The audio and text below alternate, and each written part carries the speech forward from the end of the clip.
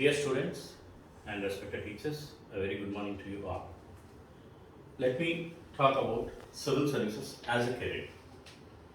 Now, we all know that the government is run by three pillars, and those three pillars are the legislature, bureaucracy, or the executive, and the judiciary. Now, executive or the bureaucracy is nothing but the civil services, which is the main backbone in running this country. Now, who is a civil servant? A civil servant is also known as a senior bureaucrat, and he or she plays very important role in advising the government, in implementing the government policies, and they also play a main role in day-to-day functioning of the government. And these civil servants are the link between the citizen and the government. Now, whatever you see today, the running of the government, running of the country, or any state is predominantly by the bureaucrats. That's nothing but the civil servants. Now, why as a career? Now, we all know you as a student have personal ambition to make yourself into something noticeable to others and to achieve something and to perform in whatever field you choose. Now, if you are choosing civil services as a career, what are the advantages or the benefits you derive out of it as a student or as a elder citizen? Now, the first one is, as I already told, one will have a personal ambition that I should become something. By becoming a bureaucrat as a civil servant, you become some important person in the country with a position as a designation, and that serves your personal ambition that you have achieved something. That, along with, you are contributing to the society in the welfare of the society. So, as we have already discussed, in implementing the government policies, in serving the citizens, the role of bureaucrat is very important. So, thereby you achieve the personal ambition as well as social status. So, we have the quotation: if you want to change the good, change the society, be the change. So, whatever change you have to see in the society, it should start with you. So, that's can be served being a civil servant. Now, the second one is, you have definitely being in a good position in the bureaucracy, you have power or authority. The power is to command so many people who are working with you. And what for this power is given to you? So that the work of the government to serve the citizens is served, right? And obviously, any power comes with a lot of responsibility. So it's a dual thing, power and responsibility. Now, in every civil services, the bureaucrat will be holding an important position. So he, being predominantly the officer of particular department, will be a leader, and he will be leading a team or a department or a large number of persons who are working with him. And in the process, as a leader, he also comes along across the challenges from day to day. So you will be encountering the challenges, and you will derive the job satisfaction when you solve them. Now, as a student, what is the career progress? In civil services, there is this concept called promotion, which changes your position from the junior most civil servant. When you are going to retire at the verge of your retirement, you become a senior most bureaucrat. So that promotion is in a progressive manner. And the more when you change the position from one position to other, other level you go, and there is also diversity of the work.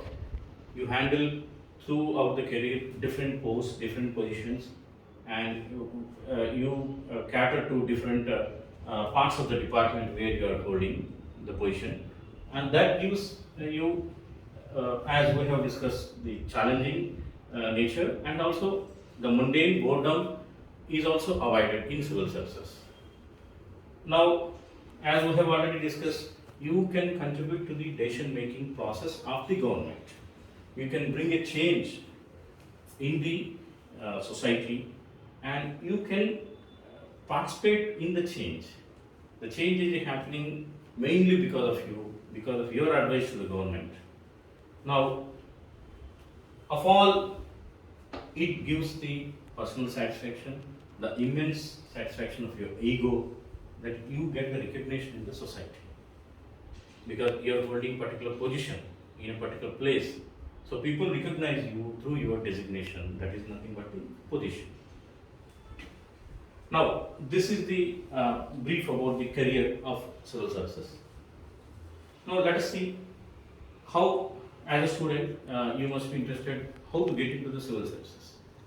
Now, the only option is by writing the examination, that's called the CSE, the Civil Service Examination. It's an all India level examination conducted annually by the UPSC. UPSC stands for Union Public Service Commission, which is the recruitment board located at New Delhi. Now, there are different services, more than 25 services are there, which are in different departments. All India, they are categorized into two. They are All India services and central services. All India services are IAS, IPS, IFS, and central services are like Railways, GST, Customs, Indian Revenue Service, Indian Postal Service, and Defence Services, etc. So there is diversity of these posts. Now, the examination has 3 stages. You go to the next stage unless you qualify the previous stage. Okay? Preliminary, the mains, and the interview. Now, preliminary is, it's a MCQ, objective type question paper, and it is a qualification examination only. Of course, the standards are high to get through the preliminary examination. So, the marks are not counted, but the benchmark is to be obtained to go to next level, that is the mains. The mains examination is descriptive nature. Descriptive in the sense you have to write to the questions in a narrative manner, and also you have to attempt one optional subject of your choice.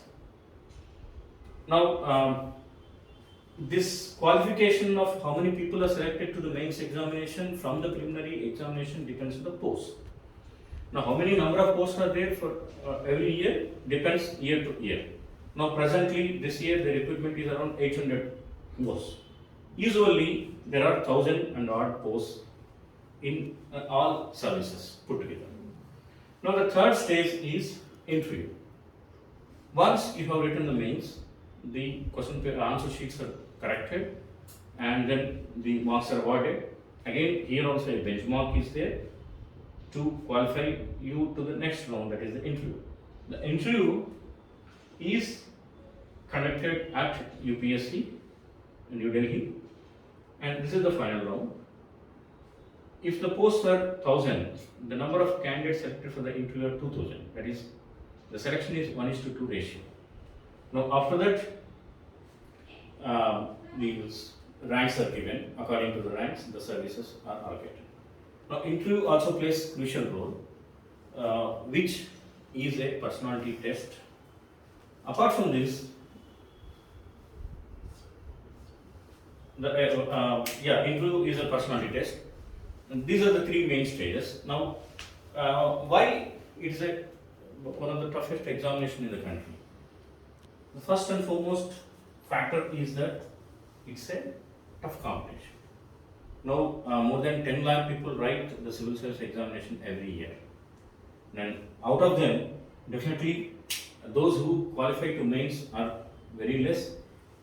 Once you are into mains, the competition is very intense, and no doubt the best brains in the country, those who have come across different academic qualification, also try to write the civil service examination. But is it definitely needed to have a better academic qualification to get into civil services? Definitely not. The qualification is the graduation. Any graduate can write the examination. It's your ability, adaptation to the examination according to the pattern and your preparation which will make you successful in the examination. Now, what is the standard of the examination? Though the qualification is given as a graduation, the standard of examination is of that of post-graduation level. So you need to prepare with intention to acquire knowledge at a PG level. Now, how much time is required? When shall I start the preparation? Usually, you decide your goal of writing the civil service examination after you are completing your college, the graduation. And it is desired that you have a good qualification, because this examination takes 2 to 4 years of your time. So minimum of 2 years is required, because the examination duration itself is 1 year. So you need to have 1 year preparation before that, and 1 year for writing the examination. And usually, if you're lucky, if you get in the first or second attempt, but some people get in the third or fourth attempt. So it is desirable to have 4 years of tenure or duration to write the examination. So with this brief introduction, I hope you have understood what is the civil services as a career, and in a nutshell about the examination also. So thank you very much. Good luck. All the best.